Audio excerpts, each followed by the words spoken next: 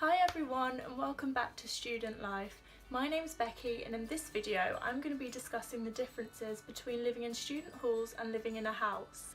So the biggest thing about living in a house instead of halls is that you actually get to choose who you live with.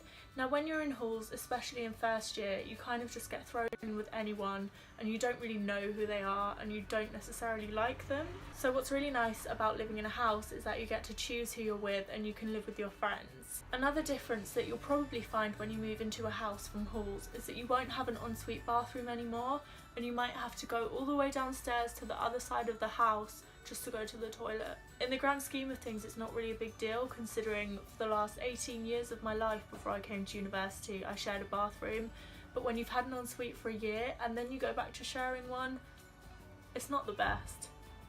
Now something else that changes when you move to a house from halls is the responsibility for cleaning. Now there is much more of a shared responsibility living in a house compared to halls, because the only space that's really your own is your bedroom. Now I'm quite lucky with the people that I live with because they're quite clean and tidy people, but if you live with people who aren't, then maybe you could make like a cleaning rota so that it's not always you or someone else being lumbered with the job of cleaning the house all the time, because it's not the most fun thing to do. Something else that I sometimes forget, which is actually an amazing thing about living in a house instead of halls, is that a house is so much cheaper. When you're living in student halls, you can pay upwards of £100, £110 a week just for your room. I pay a lot less than that this year for my house, which again means you save money to spend on other things, or to save if you're more responsible than I am.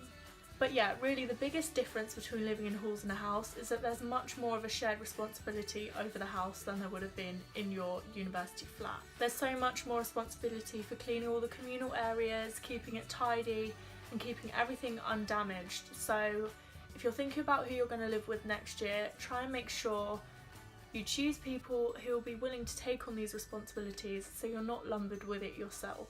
I hope some of the differences that I found between living in halls and a house are some that you can relate to, and if not, then hopefully it gives you something to expect for next year.